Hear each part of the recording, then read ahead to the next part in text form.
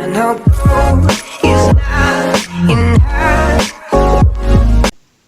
everyone, welcome to Stardust Academy. ഞാൻ റോഷ്ന. നമുക്കിന്ന് dimensions and methodology of business സ്റ്റഡീസിൽ business and environment എന്ന് പറയുന്ന ചാപ്റ്ററിൽ പഠിക്കാനുള്ള ടോപ്പിക്കാണ് ബിസിനസ് എൻവയോൺമെന്റ്. അപ്പോൾ നമുക്ക് നേരെ ക്ലാസ്സിലേക്ക് പോകാം. അപ്പോൾ ആദ്യം നമുക്ക് എന്താണ് ബിസിനസ് എൻവയോൺമെന്റ് നോക്കാം. എൻവയോൺമെന്റ് പറഞ്ഞാൽ നമുക്ക് എല്ലാവർക്കും അറിയാം അല്ലെ. The word environment refers to the aspects of സറൗണ്ടിങ്സിനാണ് നമ്മൾ നോർമലി എൻവയോൺമെന്റ് എന്ന് പറയുന്നത്. അപ്പോൾ ഇവിടെ ബിസിനസിന്റെ എൻവയോൺമെന്റ് മെയിൻലി നമ്മൾ ഉദ്ദേശിക്കുന്നത് all the external aspects influencing the ബിസിനസ്സിനെ ഇൻഫ്ലുവൻസ് ചെയ്യുന്ന എല്ലാ എക്സ്റ്റേണൽ ആസ്പെക്ട്സിനെയും നമ്മൾ ബിസിനസ് എൻവയോൺമെന്റ് എന്ന് പറയും. അതിൽ സ്ലെപ്റ്റ് എന്ന് പറയും. Social, legal, economic and political factors. ഇത്രയും ഫാക്ടേഴ്സ് ആണ് മെയിൻലി നമ്മൾ ബിസിനസ് എൻവയോൺമെന്റ് ആയിട്ട് കൺസിഡർ ചെയ്യുന്നത്. Which are uncontrollable nature. ബിസിനസിന്റെ കയ്യിലല്ലാതെ, ബിസിനസിന്റെ കൺട്രോളിലല്ലാതെ ഇരിക്കുന്ന ഇത്രയും ഫാക്ടേഴ്സ് ഏതൊക്കെയായിരുന്നു? Social, legal, economical and political. നമ്മൾ ഷോർട്ടായിട്ട് സ്ലെപ്റ്റ് ഫാക്ടേഴ്സ് എന്ന് പറയും. അപ്പൊ ഇതിനാണ് നമ്മൾ നോർമലി ബിസിനസ് എൻവയോൺമെന്റ് എന്ന് പറഞ്ഞ് ഉദ്ദേശിക്കുന്നത്. അപ്പൊ ഇതിനൊരു ഡെഫിനിഷൻ നോക്കാം. അക്കോർഡിംഗ് ടു ബയാർഡ് ഒ വീലറിന്റെ ഡെഫിനിഷൻ നമ്മളോട് പറയുന്നത്, business environment refers to the total of all things external to firms and industries. ഫേംസിനും ഇൻഡസ്ട്രീസിനും ഒക്കെ എക്സ്റ്റേണൽ ആയിട്ടുള്ള ഫാക്ടേഴ്സിന്റെ the total of all things external to firms and industries which affect their organisation and operation. ബിസിനസിന്റെ അല്ലെങ്കിൽ ഇൻഡസ്ട്രിയുടെ അല്ലെ ഫേമിന്റെ ഓർഗനൈസേഷനെയും ഓപ്പറേഷനെയും effect ചെയ്യുന്ന എല്ലാ എക്സ്റ്റേണൽ ഫാക്ടേഴ്സിനെയും ടോട്ടലായിട്ട് നമ്മൾ പറയുന്ന പേരാണ് ബിസിനസ് എൻവയോൺമെന്റ്. നമുക്ക് ബിസിനസ് എൻവയോൺമെന്റ് ഫീച്ചേഴ്സ് നോക്കാം. ഒന്നാമത്തെ, ടോട്ടാലിറ്റി ഓഫ് എക്സ്റ്റേണൽ ഫോഴ്സസ്. നമ്മൾ ഈ പറഞ്ഞ എക്സ്റ്റേണൽ ആയിട്ട് വരുന്ന എല്ലാ ഫോഴ്സസിനെയും ടോട്ടൽ ആയിട്ടാണ് നമ്മൾ ബിസിനസ് എൻവയോൺമെന്റ് എന്ന ടേം കൊണ്ട് ഉദ്ദേശിക്കുന്നത് അല്ലെ. Next, specific and general forces. ഈ ഫോഴ്സസിൽ തന്നെ ചിലത് സ്പെസിഫിക് ഫോഴ്സസ് ആയിരിക്കും, ചിലത് ജനറൽ ഫോഴ്സസ് ആയിരിക്കും. സ്പെസിഫിക് ഫോഴ്സസ് എന്ന് പറഞ്ഞു കഴിഞ്ഞാൽ which effect the firm's of N industry separately. ഒരു ഇൻഡസ്ട്രിക്കകത്ത് തന്നെ കുറെ ഫേംസ് കാണും. ഇൻഡസ്ട്രി എന്ന് പറഞ്ഞാൽ ഇപ്പൊ ടെക്സ്റ്റൈൽ ഇൻഡസ്ട്രി എന്ന് പറയുന്ന ഒരു ഇൻഡസ്ട്രി, അതിനകത്ത് കുറെ ടെക്സ്റ്റൈൽ ഫേംസ് കാണും. അപ്പൊ ഈ ഫേംസിനെ സെപ്പറേറ്റ്ലി എഫക്ട് ചെയ്യുന്ന ഫാക്ടേഴ്സിനെ നമുക്ക് സ്പെസിഫിക് ഫാക്ടേഴ്സ് എന്ന് പറയും. അതേസമയം ഇൻഡസ്ട്രിയെ കംപ്ലീറ്റ്ലി ഒരുമിച്ച് എഫക്ട് ചെയ്യുന്ന എന്ന് വെച്ചാൽ ഇൻഡസ്ട്രിക്കകത്തുള്ള എല്ലാ ഫേംസിനെ എഫക്ട് ചെയ്യുകയാണെങ്കിൽ അതിനെ നമുക്ക് ജനറൽ ഫോഴ്സസ് എന്ന് പറയാം.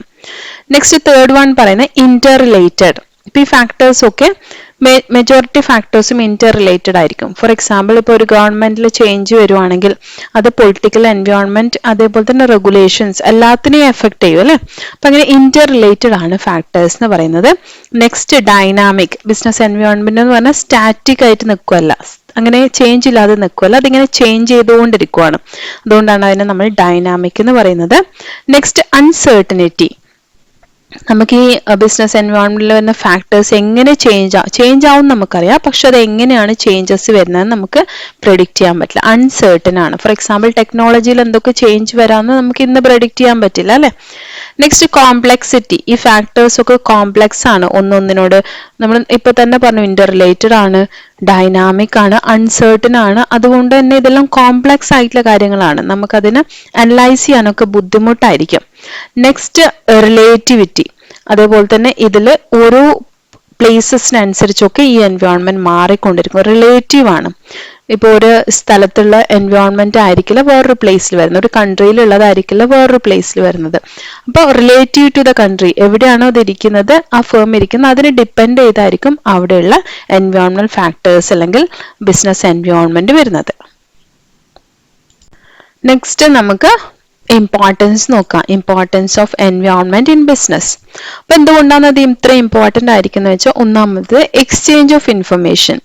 ഇപ്പോൾ ഓർഗനൈസേഷൻ എൻവയോൺമെന്റിന് ഇൻഫർമേഷൻ കളക്ട് ചെയ്യുന്നുണ്ട്, അതിനനുസരിച്ചിട്ടാണ് ബിസിനസ് ഓർഗനൈസേഷൻ വർക്ക് ചെയ്യുന്നത്. ഫോർ എക്സാമ്പിൾ, അവിടെയുള്ള കസ്റ്റമേഴ്സിന്റെ ടേസ്റ്റ് ആൻഡ് പ്രിഫറൻസ് എങ്ങനെയാണ്, അപ്പൊ ഇങ്ങനെയുള്ള എല്ലാ ഡാറ്റയും നമ്മൾ ബിസിനസ് കളക്ട് ചെയ്യുന്നുണ്ട്. അതേപോലെ തന്നെ ബിസിനസ് അതിന്റെ ഡാറ്റാസ് പുറത്തുള്ള എക്സ്റ്റേണൽ ഏജൻസീസിന് കൊടുക്കുന്നുണ്ട്, ഗവൺമെന്റിന്, അതുപോലെ ഇൻവെസ്റ്റേഴ്സിന്, അവിടെ എത്ര ഇൻവെസ്റ്റ് ചെയ്ത് കഴിഞ്ഞാൽ ഗുണമുണ്ടോ, ഇങ്ങനത്തെ കാര്യങ്ങളൊക്കെ ഇൻവെസ്റ്റേഴ്സിന് അറിയേണ്ടി വരും. ഗവൺമെന്റിന് അവിടെ എത്ര പ്രോഫിറ്റ് ഉണ്ട് അതിനനുസരിച്ചിട്ട്, അതേപോലെ തന്നെ ടാക്സ് കളക്ട് ചെയ്യാനും പിന്നെ അവിടെ റൂൾസ് ആൻഡ് റെഗുലേഷൻസ് പാലിക്കുന്നുണ്ട്, ഇതൊക്കെ ഗവൺമെന്റ് അറിയണം. അപ്പോൾ അങ്ങോട്ടും ഇങ്ങോട്ടും ഇൻഫർമേഷൻ ഫ്ലോ ചെയ്യുന്നുണ്ട്. അതുകൊണ്ടാണ് എക്സ്ചേഞ്ച് ഓഫ് ഇൻഫർമേഷൻ എന്ന് പറയുന്നത്. ഓർഗനൈസേഷന് എൻവയോൺമെന്റിലേക്കും എൻവയോൺമെന്റിന് ഓർഗനൈസേഷനിലേക്കും ഇൻഫർമേഷൻ ഫ്ലോ ചെയ്യാണ്. അതുപോലെ തന്നെ റിസോഴ്സസും സെക്കൻഡ് പോയിന്റിൽ പറയുന്ന എക്സ്ചേഞ്ച് ഓഫ് റിസോഴ്സസ് ആണ്. ബിസിനസ് എന്ത് ചെയ്യുന്നുണ്ട്? റിസോഴ്സസ് എൻവയോൺമെന്റിൽ നിന്ന് എടുക്കുന്നുണ്ട്. അപ്പൊ അത് റോ മെറ്റീരിയൽസ് ആയിട്ട് എടുക്കാം, അതുപോലെ ലേബറേഴ്സിന് എടുക്കുന്നുണ്ട്, ലേബർ ഫോഴ്സ് കിട്ടുന്നുണ്ട്, അതാണ് മാൻ പവർ എന്ന് ഉദ്ദേശിക്കുന്നത്. മണി, മെഷീൻസ്, ഇതെല്ലാം നമ്മൾ എൻവയോൺമെന്റ് എന്നാണ് ഒരു ബിസിനസ് എടുക്കുന്നത്. അതുപോലെ തന്നെ നമ്മൾ ഗുഡ്സ് ആൻഡ് സർവീസസും എൻവയോൺമെന്റിലേക്ക് പ്രൊവൈഡ് ചെയ്യുകയും ചെയ്യുന്നുണ്ട്. അപ്പൊ അവിടെ എക്സ്ചേഞ്ച് ഓഫ് റിസോഴ്സസ് ആണ് നടക്കുന്നത്. Exchange of influence and power നടക്കുന്നുണ്ട്. ഗവൺമെന്റ് ബിസിനസ്സിനെ കൺട്രോൾ ചെയ്യുന്നുണ്ട്. അപ്പൊ അതിന്റെ മേലെ ഗവൺമെന്റിന് ഒരു പവർ ഉണ്ട്, ഇൻഫ്ലുവൻസ് ഉണ്ട്. അതേപോലെ തന്നെ ബിസിനസ്സിന് എൻവയോൺമെന്റിന്റെ മേലെ അവരുടെ ഔട്ട്പുട്ട് പ്രൊവൈഡ് ചെയ്തിട്ടൊക്കെ അവർക്ക് ബിസിനസ്സിന് എന്ത് ചെയ്യാം? എൻവയോൺമെന്റ് അങ്ങോട്ടും ഇൻഫ്ലുവൻസ് ചെയ്യാം. അപ്പൊ ഇൻഫ്ലുവൻസും പവറും അതും എക്സ്ചേഞ്ച് ചെയ്യുന്നുണ്ട്. അപ്പൊ 3 തരത്തിൽ എക്സ്ചേഞ്ച് വരുന്നത്. ഇൻഫർമേഷൻ എക്സ്ചേഞ്ച് ചെയ്യുന്നുണ്ട്, അങ്ങോട്ടും ഇങ്ങോട്ടും റിസോഴ്സസ് വരുന്നുണ്ട്, അതേപോലെ ഇൻഫ്ലുവൻസും പവറും എക്സ്ചേഞ്ച് ചെയ്യുന്നുണ്ട്. നെക്സ്റ്റ് നമുക്ക് പഠിക്കാനുള്ളത് കോമ്പണൻസ് അല്ലെങ്കിൽ ടൈപ്സ് ഓഫ് ബിസിനസ് എൻവയോൺമെന്റ് ആണ്. അപ്പൊ നമുക്ക് നോക്കാം. കോമ്പണൻസിൽ മെയിൻ ആയിട്ട് നമ്മൾ ബിസിനസ് എൻവയോൺമെന്റിനെ രണ്ടായിട്ട് കാറ്റഗറൈസ് ചെയ്യുന്നുണ്ട്. ഒന്നാമത്തത് internal environment, next external environment. ഇതിൽ ഓരോന്നും നമുക്ക് പഠിക്കാം. അപ്പോൾ ആദ്യം ഇന്റേണൽ എൻവയോൺമെന്റ് പഠിക്കാം. ഇന്റേണൽ എൻവയോൺമെന്റിൽ വരുന്നത് all the factors inside a business collectively develop internal business environment. ബിസിനസ്സിന് അകത്തിരിക്കുന്ന ഫാക്ടേഴ്സ് എന്നാണ് നമ്മൾ ഇത്ര നേരം പറഞ്ഞുകൊണ്ടിരുന്നത്. എൻവയോൺമെന്റ് എന്ന് ഉദ്ദേശിച്ചത് എക്സ്റ്റേണൽ ഫാക്ടേഴ്സ് ആണ്, പക്ഷെ അതിൽ കുറച്ച് ഇന്റേണൽ ഫാക്ടേഴ്സും കൂടി വരുന്നുണ്ട്. അതാണ് ഈ ഇന്റേണൽ എൻവയോൺമെന്റിൽ പറയുന്നത്. അപ്പൊ ബിസിനസ്സിനകത്തിരിക്കുന്ന factors inside a business collectively, അത് ഒരുമിച്ച് നമ്മൾ അതിനെ കളക്റ്റീവ്ലി പറയുന്ന പേരാണ് ഇന്റേണൽ എൻവയോൺമെന്റ് എന്ന്. അപ്പോൾ അതിലുള്ള ചില ഫാക്ടേഴ്സ് എന്ന് പറയുന്നത് ഒന്നാമത്തെ കോർപ്പറേറ്റ് വാല്യൂസ്. നമ്മൾ ബിസിനസിന്റെ വാല്യൂസ് എന്താണെന്ന് ഓൾറെഡി സെറ്റ് ചെയ്തിട്ടുണ്ടാവും. അപ്പൊ ഇതൊന്ന് നമ്മളെ ബിസിനസ്സിന് സിഗ്നിഫിക്കൻ്റ്ലി ഇൻഫ്ലുവൻസ് ചെയ്യാം, കോർപ്പറേറ്റ് വാല്യൂസ് എന്ന് പറയുന്നത്. Next vision, mission, objectives and goals. ഇപ്പൊ മിഷൻ എന്ന് പറയുന്നത് നമ്മൾ ഫ്യൂച്ചറിൽ നമ്മളെ ബിസിനസ് എന്തായിരിക്കണം നമ്മൾ അത് സെറ്റപ്പ് ചെയ്ത് വെച്ചിരിക്കുന്നതാണ്. ഇനി വിഷൻ എന്ന് പറയുന്നതും അതുപോലെ തന്നെ നമുക്ക് ഈ മിഷനിലേക്ക് അച്ചീവ് ചെയ്യാൻ വേണ്ടി വേണ്ട കാര്യങ്ങളാണ് മിഷൻ ആയിട്ട് നമ്മൾ സെറ്റ് ചെയ്യുന്നത്. ഒബ്ജക്റ്റീവ്സ് എന്ന് പറഞ്ഞാൽ ഒരു ബിസിനസിന്റെ അൾട്ടിമേറ്റ് ഒബ്ജക്റ്റീവ് പ്രോഫിറ്റ് ഒക്കെ ആയിരിക്കും അല്ലെ. അപ്പൊ എത്രയാണ് പ്രോഫിറ്റ്, അതൊക്കെ ആയിരിക്കും ഒബ്ജക്റ്റീവ് ആയിട്ട് സെറ്റ് ചെയ്യുന്നത്. ഗോൾസ് എന്ന് പറയുന്നത് ഇതുപോലെ തന്നെ വരുന്ന ഷോർട്ട് ടേം ആയിട്ടുള്ള ഒബ്ജക്റ്റീവ്സിനാണ് നമ്മൾ ഗോൾസ് എന്ന് പറയുന്നത്. അപ്പൊ ഇത്രയും കാര്യങ്ങൾ ഓരോ ബിസിനസ്സിനും വ്യത്യാസമായിരിക്കും. പല ബിസിനസ്സിന് പല രീതിയിലായിരിക്കും. അപ്പൊ ഇതിനനുസരിച്ചിട്ട് ബിസിനസ്സിന് എഫക്റ്റ് ആവുന്നുണ്ട്. മിഷൻ, വിഷൻ, ഒബ്ജക്റ്റീവ്, ഗോൾസ്, ഇതൊക്കെ എന്താണ് അതിനനുസരിച്ചിട്ടായിരിക്കും ആ ബിസിനസ് വർക്ക് ചെയ്യുന്നത് അല്ലെ. അപ്പൊ ഇത്രയും കാര്യങ്ങൾ ബിസിനസ്സിനെ എഫക്റ്റ് ചെയ്യുന്നുണ്ട്. Next organisation structure. ബിസിനസിന്റെ സ്ട്രക്ചർ, അവിടെയുള്ള ലെവൽസ് ഓഫ് ഓർഗനൈസേഷൻ, അവിടെയുള്ള ഡിഫറെന്റ് ബ്രാഞ്ചസ്, ഡിഫറെന്റ് ഡിപ്പാർട്ട്മെന്റ്സ്, ഇതൊക്കെ എങ്ങനെയാണോ അതിനനുസരിച്ചിട്ട് ബിസിനസ്സിനെ എഫക്റ്റ് ചെയ്യുന്നുണ്ട്.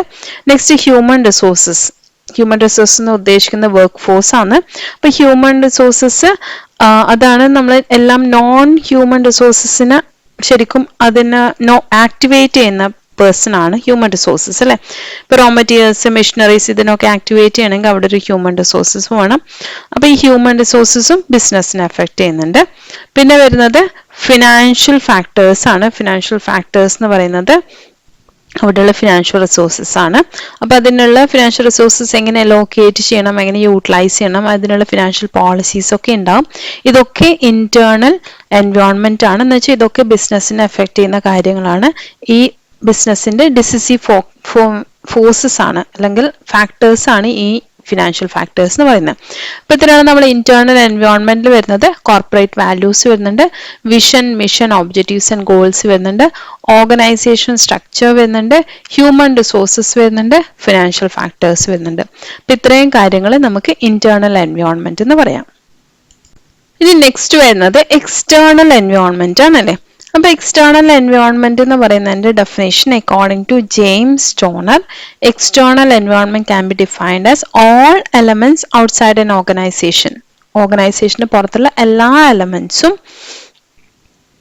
that are relevant to its operation. Business ഓപ്പറേഷൻസിന് റെലവൻ്റ് ആയിരിക്കുന്ന ബിസിനസ്സിൻ്റെ പുറത്തിരിക്കുന്ന എല്ലാ എലമെൻസിനെയും നമ്മൾ എക്സ്റ്റേണൽ എൻവയോൺമെൻറ്റ് എന്ന് പറയും. അപ്പോൾ എക്സ്റ്റേണൽ എൻവയോൺമെൻറ്റ് നമ്മൾ 2 ആയിട്ട് ഡിവൈഡ് ചെയ്യുന്നുണ്ട്, micro environment and macro environment. Micro environment എന്ന് പറഞ്ഞാൽ ബിസിനസ്സുമായിട്ട് ഇമ്മീഡിയറ്റ് എഫക്റ്റ് വരുന്ന ഇമ്മീഡിയറ്റ്ലി ഉള്ള എൻവയോൺമെൻറ്റിനാണ് നമ്മൾ മൈക്രോ എൻവയോൺമെൻറ്റ് എന്ന് പറയുന്നത്. മാക്രോ എന്ന് പറഞ്ഞാൽ കുറച്ചുകൂടി വൈഡ് ആയിട്ട് വരുന്നതിനാണ് നമ്മൾ മാക്രോ എൻവയോൺമെൻറ്റ് എന്ന് പറയുന്നത്. ഇപ്പൊ ഇതിൽ ഫസ്റ്റ് വൺ നമ്മൾ പറഞ്ഞത് മൈക്രോ എൻവയോൺമെന്റ് ആണല്ലേ. അപ്പൊ മൈക്രോ എൻവയോൺമെന്റ് എന്താന്ന് നമുക്ക് നോക്കാം.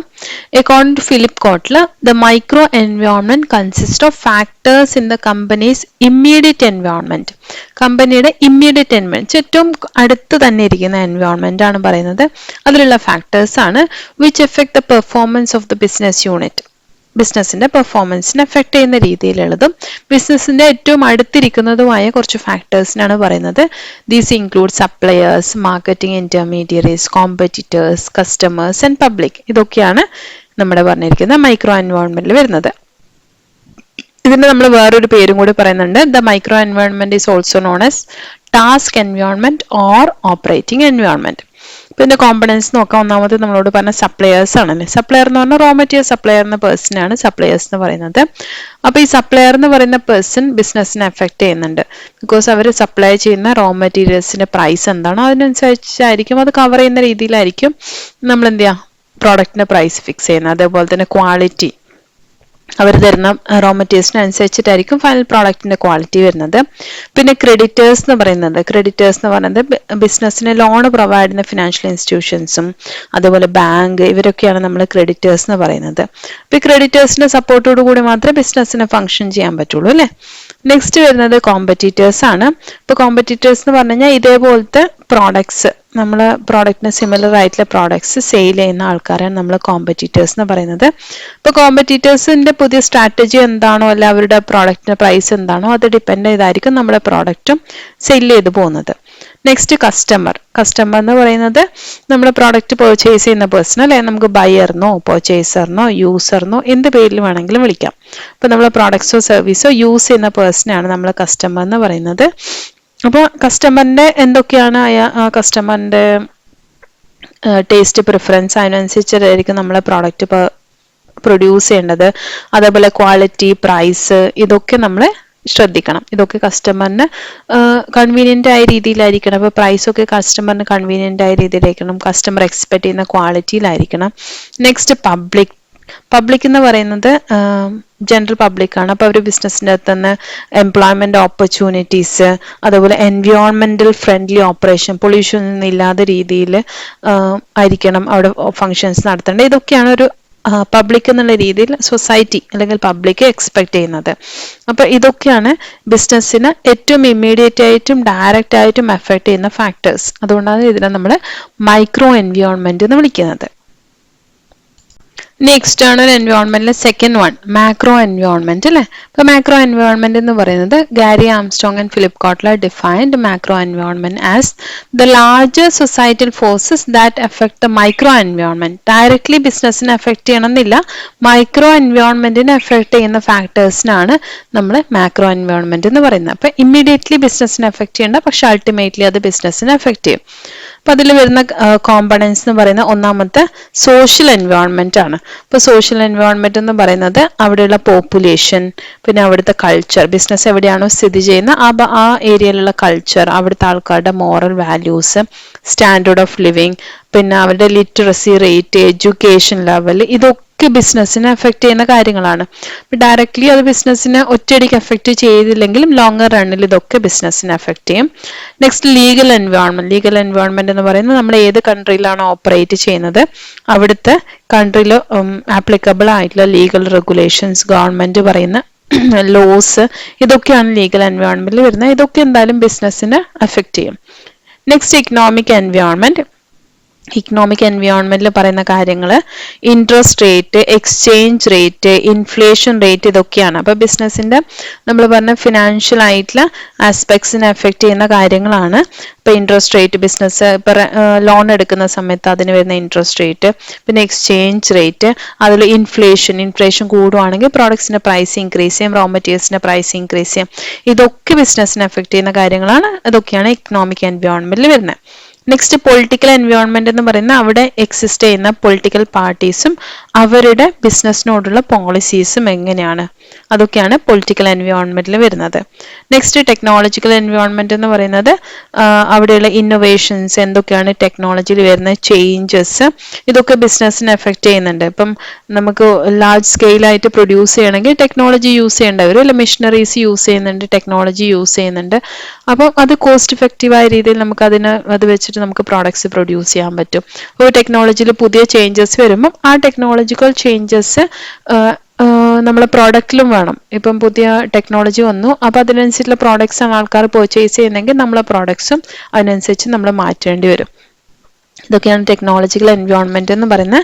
പിന്നെ ഇക്കോളജിക്കൽ എൻവയോൺമെന്റ് എന്ന് പറഞ്ഞിട്ട് നമ്മൾ മെയിനായിട്ട് പറയുന്നത് നമ്മളെ ബിസിനസ്സിന് ചുറ്റും വരുന്ന ഇക്കോളജിയാണ്, നാച്ചുറൽ റിസോഴ്സസ്, അതൊക്കെയാണ്.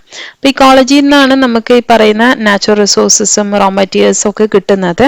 അതേപോലെ തന്നെ നമ്മൾ ഇക്കോളജിയിൽ വരുന്ന അതിന് ഹാംഫുൾ ആയ കാര്യങ്ങൾ നമ്മൾ ചെയ്യാൻ പാടില്ല. ഫോർ എക്സാമ്പിൾ ഇൻഡസ്ട്രിയിലെ വേസ്റ്റേജസ് ഒക്കെ നമ്മൾ ഡംപ് ചെയ്യാൻ പാടില്ല, കണ്ടാമിനേറ്റഡ് ആയിട്ടുള്ള ഗ്യാസസ് നമ്മൾ പുറത്ത് വിടാൻ പാടില്ല, അതുപോലെ ഹാംഫുൾ കെമിക്കൽസ് നമ്മൾ ബിസിനസ് എന്ത് ചെയ്യാൻ പാടില്ല, പൊല്യൂട്ട് ചെയ്യാൻ പാടില്ല, ഇക്കോളജിയെ പൊല്യൂട്ട് ചെയ്യാൻ പാടില്ല ഹാംഫുൾ കെമിക്കൽസ് ഒക്കെ വെച്ചിട്ട്. അപ്പോൾ ഇതിനു വേണ്ടി നമ്മൾ സസ്റ്റൈനബിൾ ആയിട്ടുള്ള ഒരു ഡെവലപ്മെന്റിന്റെ പോളിസി വേണം ഫോളോ ചെയ്യാൻ. സസ്റ്റൈനബിൾ എന്ന് പറഞ്ഞാൽ എല്ലാവർക്കും ഓക്കെ ആവുന്ന രീതിയിൽ, ഇപ്പം ബിസിനസ്സിനും ഫ്ലറിഷ് ചെയ്യാൻ പറ്റണം, അതേപോലെ ഇക്കോളജിയെ എഫക്റ്റ് ചെയ്യാനും പാടില്ലാത്ത രീതിയിലുള്ള പോളിസീസ് വെച്ച് വേണം ബിസിനസ് വർക്ക് ചെയ്ത് പോകേണ്ടത്. അപ്പം ഇതൊക്കെയാണ് മാക്രോ എൻവയോൺമെന്റിൽ വരുന്ന ഫോഴ്സസ് എന്ന് പറയുന്നത്, കോമ്പണൻസ് എന്ന് പറയുന്നത് social environment, legal environment, economic environment, political environment, technological environment and ecological environment.